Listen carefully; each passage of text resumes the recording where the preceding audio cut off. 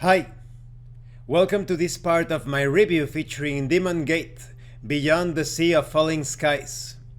If you haven't seen the other parts of my review, featuring this expansion of exotic lands for the Demon Gate role-playing game, please check out the playlist in the description below.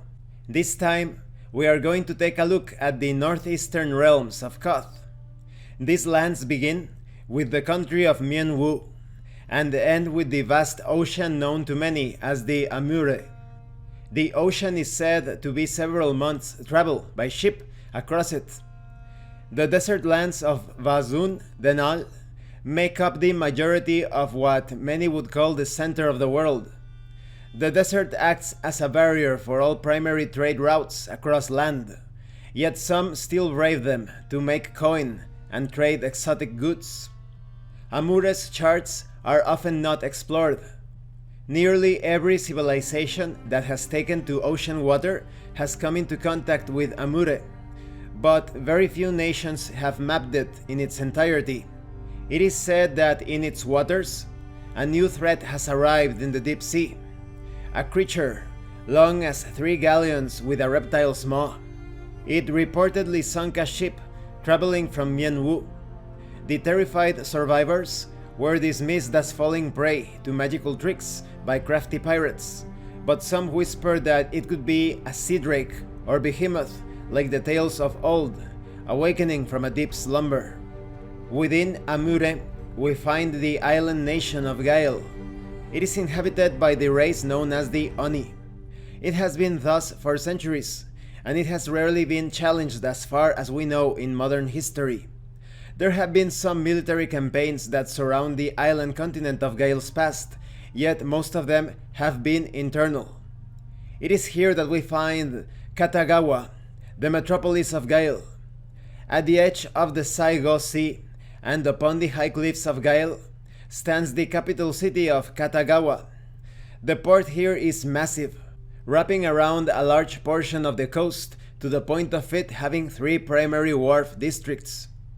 The strength of this military city is daunting indeed, and it is run on a shaky alliance between the guild masters of the 4 primary clans of Gael. These clans are not the only ones in the city or the entire province. They hold a tremendous grip on the throat of all trade, and the only ones that can touch their power are those who rule the Stygian temple. Then we have the nation of Kalesh, a nation of outcasts. It is the result of questionable decision-making and the resilience of mortals. Discovered by established nations in the West, it was considered inhospitable and useless due to the number of hostile creatures that were living upon it. Many criminals decided to brave these lands, and they ultimately banded together to survive. Many created gangs that would unite in very delicate coalitions.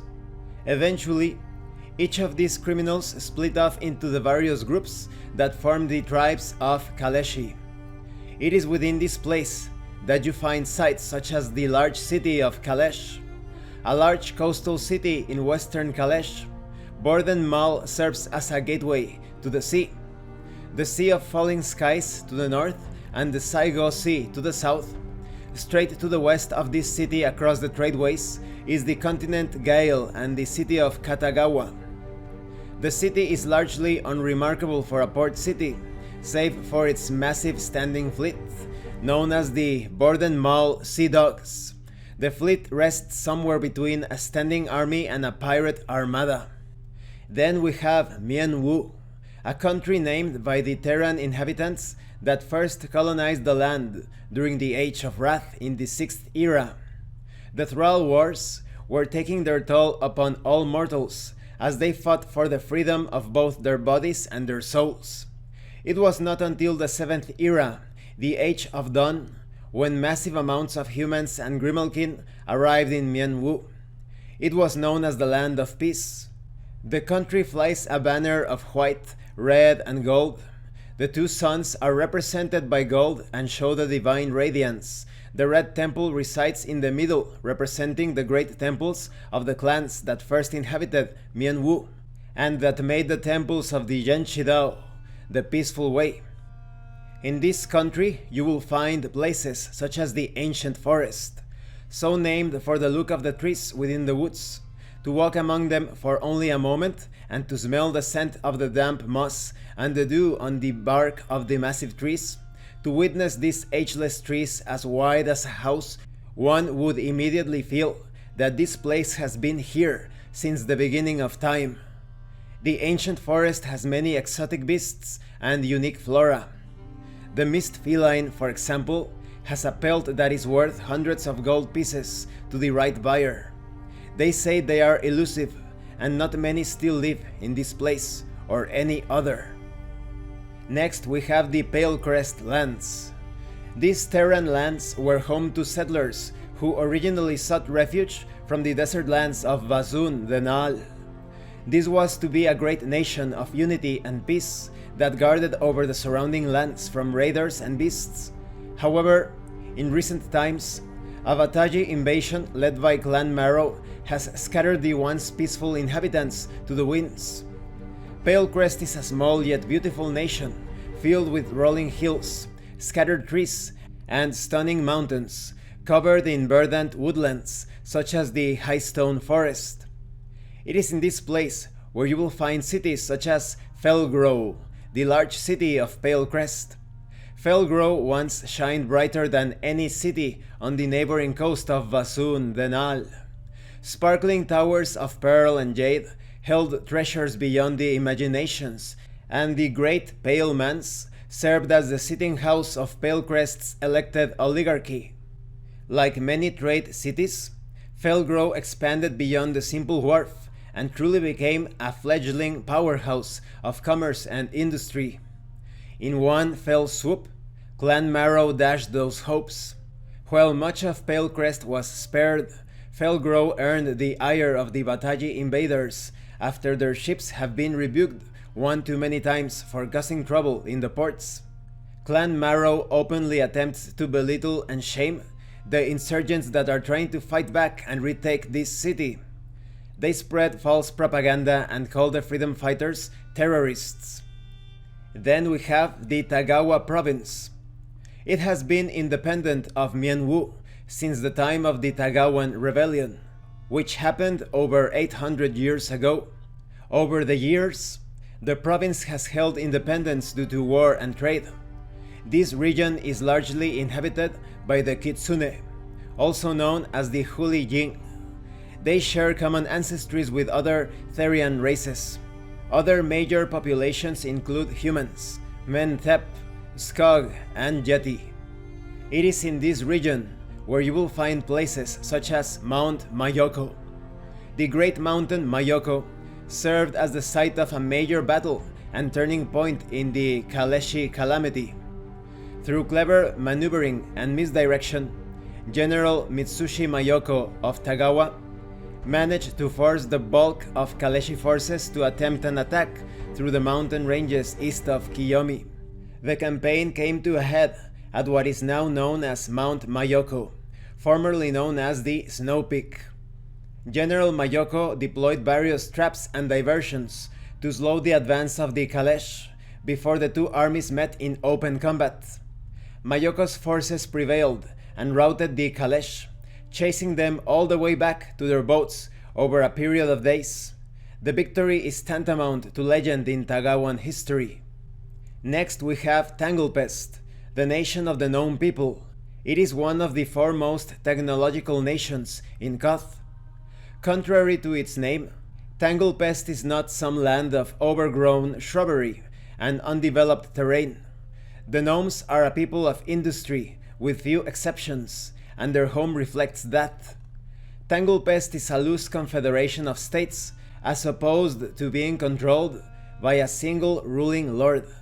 Each large city and their tributaries send a representative to Woodborough in a quarterly meeting called the Great Assembly. It is here that gnomish politics and regional concerns are brought to the table.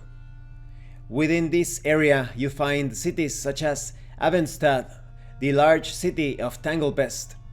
Tucked into the northern mountain ranges and bordering forest, the city of Avenstad serves as a testament to the ingenuity of the gnome species.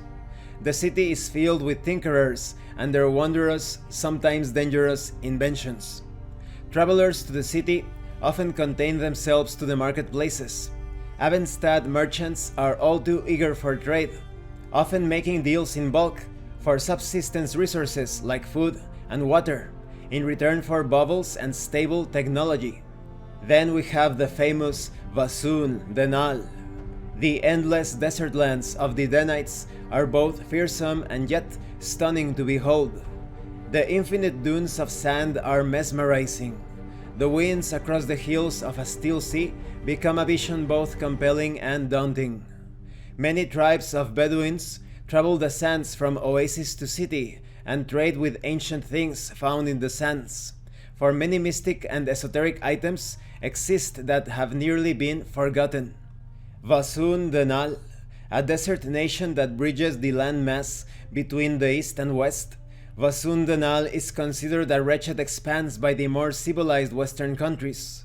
The Sea of Sands offers untold burdens to land travel, and the variable behaviors of its occupants have made diplomacy a challenging endeavor. Perhaps if you visit this place, you will encounter the tombs of the god kings. These pyramids have been standing for over 3,000 years, they say. Most of them are believed to hold the pharaohs of the Danites within them. These kings that were worshipped as demigods in life are still buried here, and all of the servants that serve them in life will also serve them in death. It is said that there are curses and otherworldly dangers within these tombs that house many valuable items and relics. And this concludes this part of the review. In the next part, we are going to take a look at the weapons and armor contained in this supplement or expansion, and also at the advanced combat rules. In this part, I have just given you a very small glimpse of these vast and exotic lands. There are many cities of all sizes, with all sorts of populations, with information on law, the enforcement of such laws, the different species and races that inhabit these cities, but there is also information about the surrounding lands and waters, many adventure sites with legends. There are also details concerning non-player characters of importance, and many sources of adventures, many rumors, hidden sites, potential quests for the group of adventurers to undertake and end up with riches and glory, or perhaps certain death. Thank you for watching this part of the review. If you have any comments or questions, please let me know. And thank you so much to those of you that have been supporting the channel by sending right through RPG gift certificates. If anyone else wants to further support the channel, the information on how to do that will be in the description below. Once again, thank you, and see you later.